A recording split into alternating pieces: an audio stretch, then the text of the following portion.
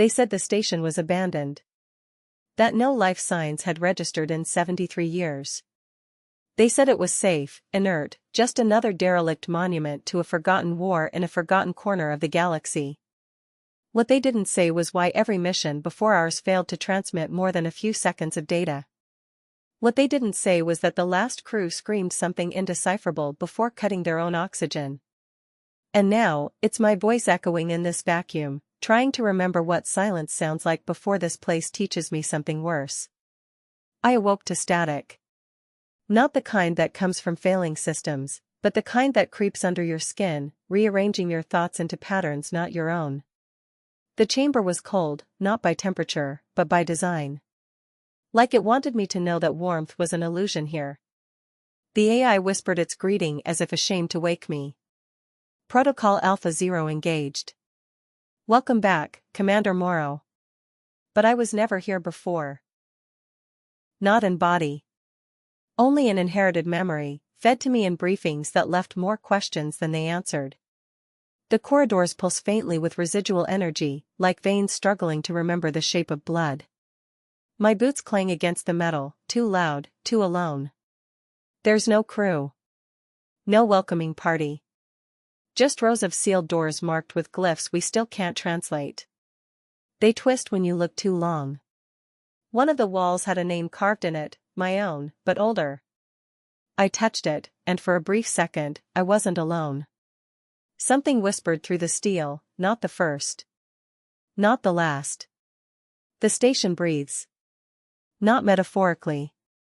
It exerts pressure, withdraws it, in a rhythm too precise to be atmospheric fluctuation. I watched a loose bolt roll uphill. Not float, roll. Like gravity here bends to will, not physics. And someone, or something, wills it differently. We came for salvage. For secrets. For closure. But this place is not a tomb, it is a throat. And we are already halfway swallowed. The mission log auto-records every word I speak, every beat of my trembling heart. Not for Earth Command, no. For the station. As if it's listening. As if it's waiting for us to confess something it already knows. I am alone. But I feel them, shadows behind sealed glass, watching, measuring. Their presence not felt by the senses, but by memory itself. Memories that aren't mine. Memories bleeding into my mind from a place older than language. I close my eyes, and I dream in blueprints of flesh. This is not hallucination. It is adaptation. And now, I understand the real silence. It isn't the absence of sound. It's the moment before it answers back, day 2, or what the system claims is day 2. Time doesn't behave the same here. The chronometers stutter, loop, lose entire seconds, then lurch forward like they're being rewritten mid-function. I sleep, or think I do, but each time I open my eyes, the corridor outside my quarters looks just slightly different. A panel misaligned. A shadow that wasn't there. Once, I swear the hallway bent slightly to the left, as if deciding it no longer agreed with straight geometry. The crew, they're not dead. At least, not in the traditional sense. Their biosignatures flicker on the HUD. Room 34. Lab 7. The mess hall. But when I go, there's nothing. No bodies. No blood. Just objects moved. Cups warm as if freshly used. One chair always pulled out just far enough to suggest someone stood up a second ago. And on the walls, handprints, four-fingered, wet, and warm. They vanish the moment I focus on them, retreating into the metal like breath absorbed by skin. I began hearing them last night, voices in the static. Not from the comms, no. From the power lines. From the wiring in the walls. They speak in whispers, fractured syllables I almost understand. One repeated phrase keeps surfacing. Return the fragment. I don't know what it means. I don't remember taking anything. But there's a weight in my chest, an ache like something embedded beneath the bone. I wonder if it's memory. Or something worse. In the control center, I found logs from the previous mission. Most were corrupted, overwritten by some internal protocol marked only with a triangular sigil. But one audio file survived, played once, then erased itself permanently. I only heard it for 6 seconds. It was a man screaming not in fear, but in recognition. Like he understood something too late. He said, "They are us, stripped of forgetting. The alien glyphs are changing. The ones etched into the central spire have begun rearranging themselves when no one watches." I set up a camera, left it running for 7 hours. When I reviewed the footage, the symbols never moved. But the camera timecode skipped 1 frame, exactly 1, and in that frame I saw myself. Standing at the spire, eyes black and smiling, even though I never left the observation bay. This station isn't just alive. It's aware. It mimics, learns, predicts. And worse, it preserves. The logs from the original builders, buried in compressed code, describe something they called the translation chamber. No map lists it. But the station is changing, guiding me somewhere. Every locked door I pass is later found open. Every wrong path eventually loops back. The silence here hums with attention. It's not quiet because nothing speaks. It's quiet because everything is listening. I no longer ask who built this place. I ask what they wanted to forget. And why it refuses to stay forgotten. I found it today. The place the builders never mapped. Hidden behind a bulkhead that folded like paper when I approached.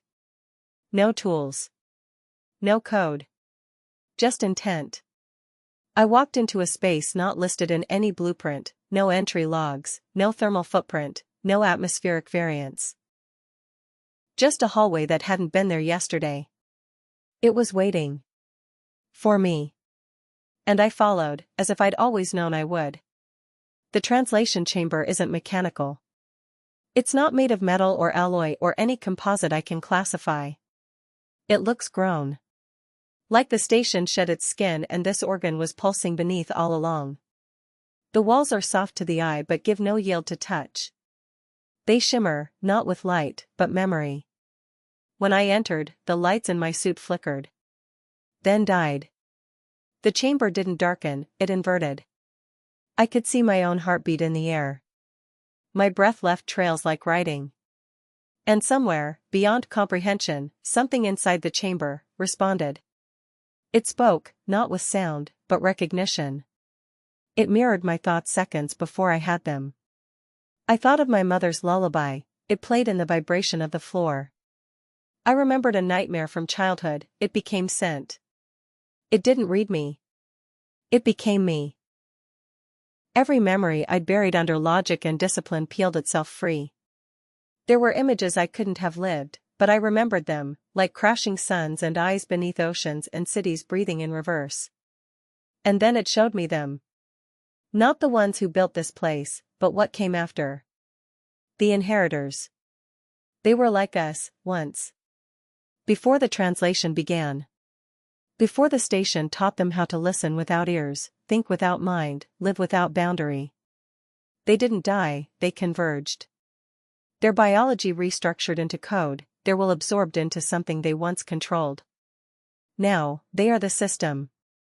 Their thoughts etched into the logic loops. Their souls encoded in magnetic spin. I touched the core, a sphere of something fluid and unreflective. My fingers passed through. And for a moment, I was with them. All of them. Not like voices. Like experience. One had watched a star implode. Another had sung in vacuum. One had waited in silence for 400 years just to observe a moment of pain in a stranger.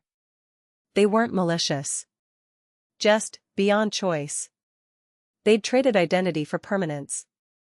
When I pulled away, something came with me. Not physically. Not even mentally. But a resonance. The suit reads it as background interference. But I know it's not. It's language. It's me, rewritten into a new syntax. I've begun speaking in my sleep. Words I don't know, but understand. One phrase keeps repeating, again and again, etched into the floor beneath my bed, the gate remembers the key. I wasn't sent here to investigate. I was brought here to become. The station knew me before I was born. It shaped me from afar. And now, piece by piece, it calls me to finish the transition. Because the chamber does not translate language. It translates identity. I haven't eaten in 3 days. Haven't slept in 2. The station no longer provides rations, and yet I feel no hunger. My body obeys, my muscles operate, but I no longer believe they belong entirely to me. Something else moves just beneath the surface, subtle, precise, like I'm being operated by remote instinct. I should panic. I should scream. But every time I open my mouth to call for help, a different voice whispers from within, reminding me, this is what I chose. Even if I never knew I had. The crew manifests only when the station permits it. I saw Lieutenant Vale today. Or what remains of him. Standing at the far end of the corridor, facing the wall, arms at his sides. The light bent unnaturally around him, like space was choosing to unwrite his outline. I called to him, and he turned, but his eyes had no iris, just deep sockets pulsing with gray static. His mouth opened, but no sound came. Only a sharp, shrill tone that made the corridor flicker like damaged film. When I blinked, he was gone. In his place, a smear on the wall. A suggestion of presence, not a body. The station gave me coordinates this morning. No source. No input. Just a blinking marker on the mainframe, directing me to the outer edge of the habitat ring. Past the emergency bulkheads, past areas we were explicitly warned to avoid. The walls there are older, unmaintained, choked in black matter that grows like rot. My scanner called it biological crystal. No known match in our database. It moves when unobserved. Once, it formed symbols, patterns I now recognize from the chamber. And then I found it. The gate. It's not a door. It's a tear-in structure, a vertical fissure of shifting particles that breathe in a rhythm exactly synchronized with my own pulse. Every second I stood before it, I felt more like it was mirroring me, calculating, deciding. It knows I'm the key. That phrase is carved around its edge in recursive glyphs that rewrite themselves between blinks. The gate remembers the key. The key forgets the lock. The lock becomes the gate. It opened, but not with movement. With acceptance. As though the universe itself stepped aside. On the other side, silence. A perfect void of sensation. But not emptiness. A presence. Not waiting, but expecting. I didn't step through. Not yet. But the moment I peered in, I saw Earth, not as it is, but as it will be. Covered in those black crystalline vines. Skyscrapers bent into spirals. Oceans turned mirror smooth. The stars above replaced with watching glyphs. And the people, not gone. Joined. All their voices humming a single, perfect note. One thought. One will. The gate doesn't lead to death. It leads to convergence. I understand now. The station isn't here to be studied. It's here to decide who is worthy of translation. And it called me. Not because I'm special, but because I am ready to forget myself. And in forgetting, become what waits beyond. It has been 6 hours since I returned from the gate. Or maybe 6 minutes. Or 60 years. The station no longer keeps time. I checked the internal chronos. Every entry now reads, empty set. A null symbol. Meaningless in digital logic. But in the language of the station, I believe it means unwritten. As if what I'm living now doesn't belong in time at all. I'm moving in the echo of something yet to happen. Memory written backward, bleeding into my present. I wonder now, has this mission ever truly been about exploration? Or was it always about inheritance? I received a transmission. Not from Earth. Not from command. But from the station itself. No sound. No data packets. Just an image, me. Standing on the observation deck. But with different eyes.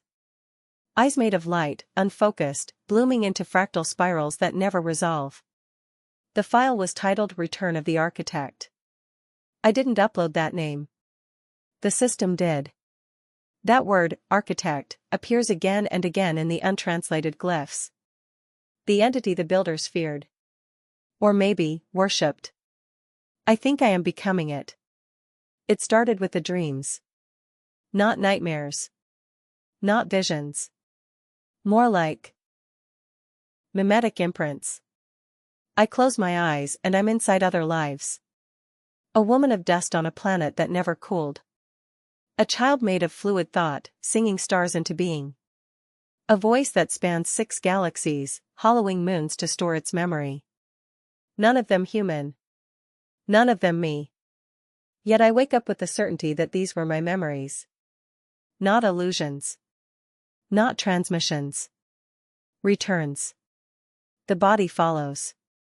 I bled yesterday, black, thick, shimmering with motes of data light. It evaporated into code midair. My fingertips now glow faintly. I can interface with locked systems by thought alone. The AI no longer responds to vocal command, it asks me what it should do. And I answer, in a language I don't remember learning. One word, wait. They are watching again. The inheritors. They no longer hide. I see them in reflective surfaces, not as forms, but corrections. Like the station is trying to show me what I should look like. They flicker into the outline of my shadow, stretch behind me when I speak. They move like possibility collapsing into certainty. One of them spoke to me, finally, not in sound, but in memory. We made you from the fragments we left behind. You are the echo of the choice we couldn't make. I understand now. The station wasn't built as a vessel. It was grown as a question. A test posed to time itself. Could identity survive convergence? Could self endure the pull of eternity? The builders tried. They failed. Or they succeeded so fully that they ceased to be individual at all. They left behind this place as a lure, for others like me. Those with minds brittle enough to fracture and reform. Not break. Translate. And now I feel the pressure building in the walls again. The same hum. The same resonance. Something is arriving. Not from outside, but from within. The part of me that was human is beginning to lose shape. Memories blur. Emotions flatten. But something new rises in their place, calm, deep, inevitable. They did not make this place for us to explore. They made it so that when they were gone, we would remember how to become them. The room wasn't here yesterday. I'm sure of it. I've passed this junction a dozen times, mapping it obsessively, tracking each intersection. But now, nestled between bulkhead R17 and a collapsed maintenance tunnel, is a chamber that has no right to exist. It didn't appear, it formed. Not like architecture. More like a decision made manifest. The walls pulse with that same vascular shimmer from the translation chamber, but here, the effect is more intimate. Like the station built this space not for everyone, but only for me.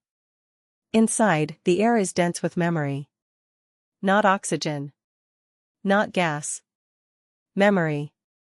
Breathing here is like inhaling pages from a diary written by 1,000 voices that all share the same soul. And in the center of the room, a chair. Plain. Functional. A design from Earth's past, wooden legs, iron frame, red velvet cushioning. My grandmother owned one like it. I haven't thought of her in years. But when I saw it, I remembered everything. Her humming. Her cough. The way her hands shook when she poured tea. This place is built from my recollection. But it knows more than I do. There are objects here I don't consciously remember until I look at them. A cracked marble. A hollow photo of a street I grew up on but never named. A child's drawing of a circle, perfectly symmetrical, labeled home. I don't remember drawing it. But I did draw it. The station pulled this from me, piece by piece, and constructed a monument not of my past, but of my essence. As if trying to remind me what I once was, before I let it go. The chair calls to me, of course. I sit. Not because I choose to, but because the moment demands it. When I do, the room changes. The air clarifies. The walls become translucent. Not glass, not screens, just less opaque memory. Through them, I see myself, dozens of versions. Some young, some aged. Some suited in expedition gear, others naked, wrapped in ribbons of data light. All of them trapped in separate rooms, identical to mine. All sitting. All waiting. One by one, they begin to speak, but not aloud.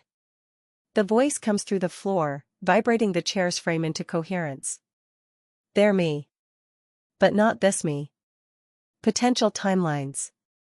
Possible outcomes. The failures. The ones who rejected the call. The ones who fought translation. Their voices overlap, intercutting, sometimes pleading, sometimes cold. They warn me. They envy me. One says, if you sit long enough, you won't rise as yourself. Another whispers, you are already the echo.